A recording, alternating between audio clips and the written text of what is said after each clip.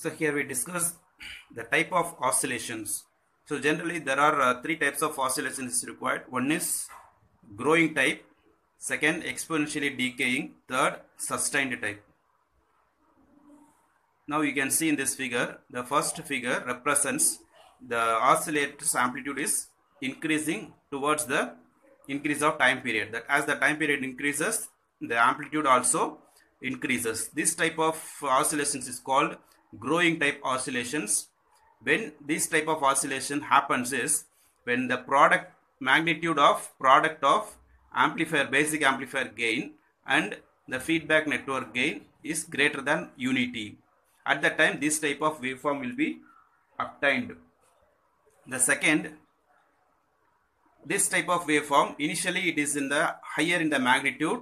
As the time period increases, as the time moves, it also decreases exponentially. Hence, this type of oscillation is called exponentially decaying type of oscillations. When this type of oscillation occur is when the magnitude of the product of A and beta becomes less than 1. So these type of oscillations mainly used in amplifiers to maintain the gain level below the unity. And the third type of oscillation is sustained oscillations, means throughout the time period the amplitude of oscillator does not change. That means it produces constant amplitude and constant frequency. So this type of oscillations is required in the applications where oscillator can be used as a clock signals. In digital electronics, we need a clock signal. The clock signal is provided by the oscillator circuits. Hence, there should be a constant amplitude and constant frequency based oscillations are required. At this time, this is used. When this type of oscillations are obtained is when the magnitude of product of A and beta is equal to unity. At that time, you can get the constant amplitude oscillations. That is called sustained type oscillations. So, these three types of oscillations is based on magnitude of A into magnitude beta. So, this can be either greater than 1 means growing type, less than 1 means exponentially decaying type. The third one is equal to 1, it is sustained type. Okay, so there is a condition for producing the sustained oscillations. There should be two conditions you need to consider. First one, total phase shift around a loop is precisely 0 degree or 360 degree or integral multiple of 2 pi. So this is a very important question asked in many interviews as well as in the university examinations. State the conditions for sustained oscillations, they ask. For that, we have to produce two answers. For this, we have to write 2 points. First point is total phase shift around a loop is precisely 0 degree or 360 degree or integral multiple of 2 pi radians. Means total phase shift means generally we know the look at the structure. In this structure, we have an amplifier as well as we have a feedback network. Usually, this amplifier can be of inverting type or non-inverting type. Inverting means it produces 180 degree phase shift. Non-inverting means it does not produce any phase shift. That means 0 degree phase shift it produces. Okay. If the amplifier is of inverting type, it produces 180 degree phase shift in the output side. But when the feedback is given, it has to produce the 0 degree. That means no phase shift. Hence, this feedback network should produce one more 180 degree phase shift here. So that 0 degree to 180, 180 plus 180 becomes as 360 degree. That means the condition is satisfied. So what the condition says is total phase shift around a loop. So total phase shift around a loop means when the entire loop is considered, here we have to be a 0 degree or 360 degree phase shift. So that is the first condition to be satisfied for sustained oscillations. The second point already we discussed, the magnitude of the product of the open loop gain. The magnitude of the product of open loop gain and the feedback factor, it should be equal to unity. So if these two conditions are satisfied, you can get the sustained oscillations that is required in the applications.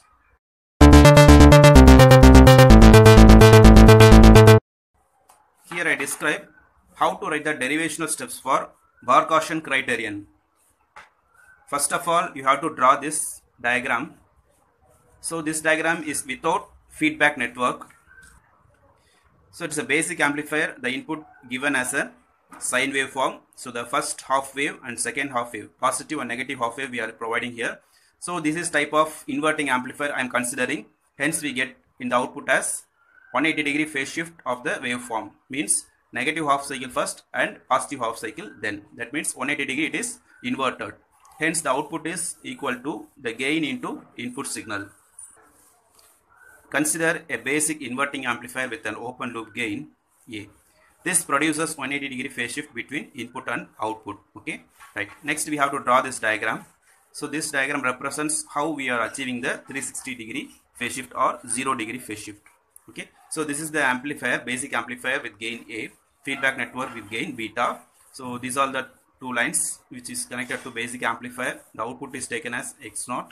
So some part of the output is fed back to the feedback network. So the feedback network introduces 180 degree phase shift because here we have the inverting amplifier, and the inverting amplifier produces 180 degree. So feedback network must produce 180 degree phase shift. Hence totally we have 360 degree phase shift at the input side.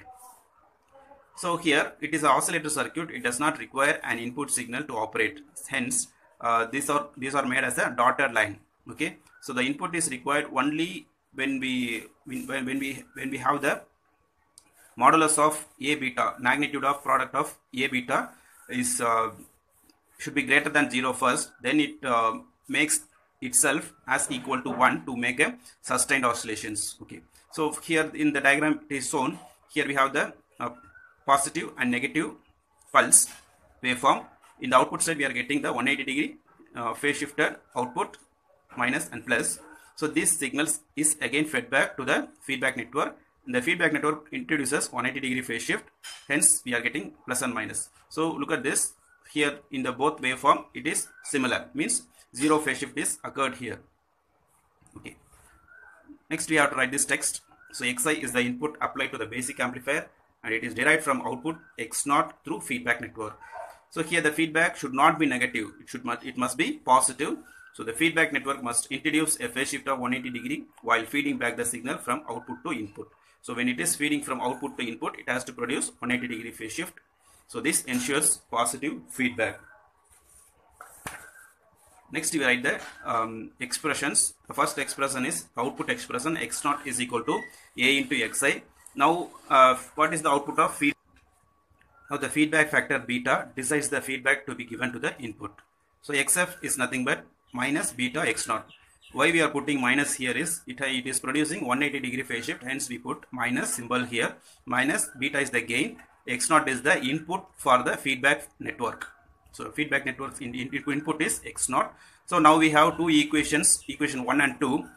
Substitute the first equation in the second. We get Xf is equal to minus A beta into Xi.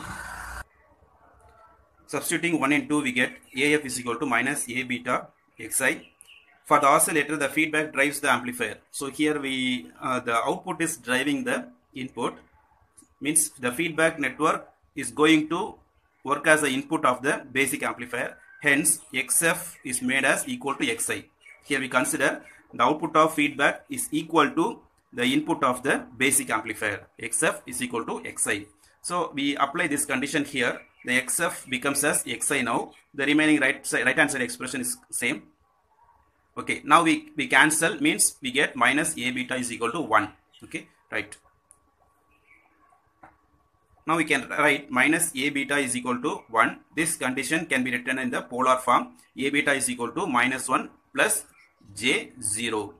Now we equating the magnitudes of both the side, making modulus of A beta is equal to modulus of minus 1 plus J0. Finally I can write, here we have conjugate terminal becomes as 0. Hence I can write modulus of A beta is equal to 1. Finally, we have to write the remaining text. Inverting amplifier introduces 180 degree phase shift. Feedback network also introduces one more 180 degree phase shift. The total phase shift around the loop is 360 degree. In this condition, Xf drives the circuit and without the external input, the circuit works as an oscillator. So when we reach the 360 degree phase shift, there is no need of input to give a sinusoidal waveform. Hence, the feedback signal is enough for driving the circuit. Up to this, we have to write for the question.